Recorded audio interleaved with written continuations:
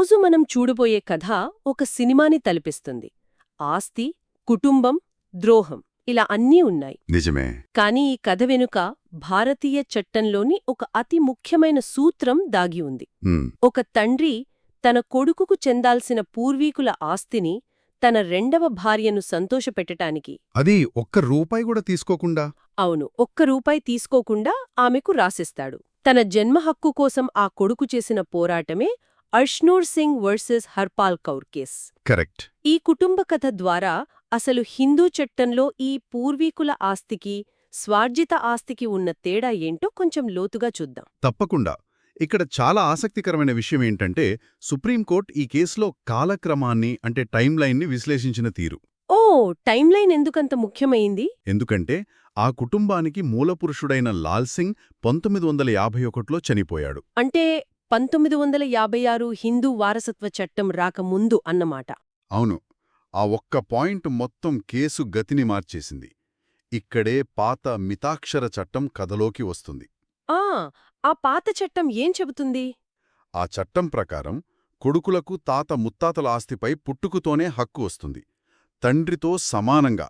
1956 తర్వాత ఈ పరిస్థితి మారింది, కాని ఈ కేసు ఆ పాత చట్టం కిందకే వస్తుంది. సరే, అసలు ఈ కుటుంబంలో ఏం జరిగిందో కొంచెం వివరంగా చూద్దాం. లాల్ సింగ్కు ఇందర్ సింగ్ అనే కొడుకు ఉన్నాడు. లాల్ సింగ్ 1951లో చనిపోయాక ఆస్తి ఇందర్ సింగ్కుకొచ్చింది. ఆ తర్వాత 1964లో ఇందర్ సింగ్ ఆ ఆస్తిని తన కొడుకులలో ఒకరైన ధరం సింగ్కు పంచి ఇచ్చాడు. అంతా బాగానే ఉంది కానీ అసలు సమస్య 1999లో మొదలైంది. ధరం సింగ్ తన కొడుకైన అర్ష్నూర్ సింగ్కు తెలియకుండా ఆ భూమిని తన రెండవ భార్య హర్పాల్ కౌర్కు అమ్మేసినట్టు పత్రాలు సృష్టించాడు. ఇక్కడ మనం గమనించాల్సిందేంటంటే అది నిజమైన అమ్మకం కాదు, అదొక బూటకం. ఎందుకంటే ఆ లావాదేవీలో ఒక్క రూపాయి కూడా చేతులు మారలేదని స్వయంగా తండ్రి ధరం సింగే కోర్టులో ఒప్పుకున్నాడు. మరి ఎందుకలా చేశాడు? పెళ్లికి ఒక షరతుగా తనను పెళ్లి చేసుకుంటే ఆస్తిస్తానని చెప్పి బదిలీ చేశానని చెప్పాడు. ఓకే. ఇక్కడే లీగల్ నెసెసిటీ అంటే చట్టపరమైన అవసరం అనే సూత్రం చాలా కీలకంగా మారింది. అంటే ఏంటది? పూర్వీకుల ఆస్తిని కుటుంబ యజమాని అమ్మాలంటే ఊరికే అమ్మడానికి వీల్లేదు. కుటుంబ అప్పులు తీర్చటం, పిల్లల పెళ్లిళ్ళు, చదువులు లేదా వైద్యం లాంటి బలమైన కారణాలుండాలి.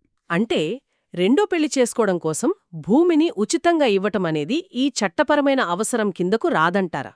ఖచ్చితంగా రాదు. సుప్రీంకోర్టు ఇదే విషయాన్ని చాలా స్పష్టంగా చెప్పింది. వాళ్లు కోర్టులో ఏమని వాదించి ఉండొచ్చు? ఉదాహరణకు, కుటుంబంలో శాంతి కోసం లేదా వృద్ధాప్యంలో చూసుకోవడానికి ఈ పెళ్లి అవసరం అని చెప్పి ఉండొచ్చు కదా. దాదాపు అవే వాదనలు వినిపించారు.